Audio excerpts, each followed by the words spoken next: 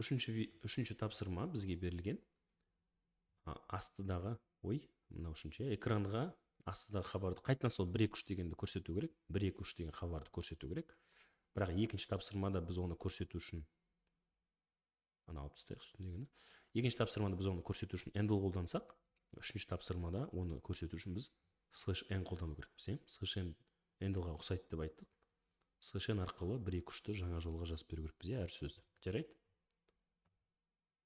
Мына сяутты алып тастайын мен. Не істейміз? Тырнақша ашамыз. Тырнақша ашамыз да, осының ішінде бәрін жаза берейік, өйткені /n-ді біз білеміз деп ойлаймын. /n тырнақшаның ішіне жазылу керек, сөз ретінде жазылу керек. Сол үшін мен не деймін? 1 деп жазамын. 1 деп жазғаннан кейін біз астыға түсу керекпіз. Астыға түсу үшін біз жаңағы /n деген escape символды қолданамыз. /n сіздер білгендеріңіздей, /n-ді ол экранға көрсетпейді. /n-ді көргенде C++ астыға түсіп кетеді, жаңа жолға түсіп кетеді. Жаңа жолға түскеннен кейін 2 деп жазамыз да, 2-ден кейін қайтадан жаңа жолға түсіп кетеміз.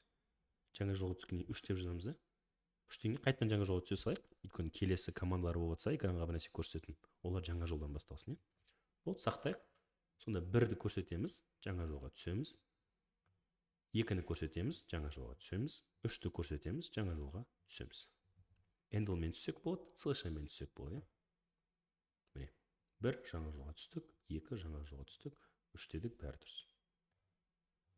Келесі видеода 4-ші тапсырма жасайтын боламыз. Сау болыңыздар.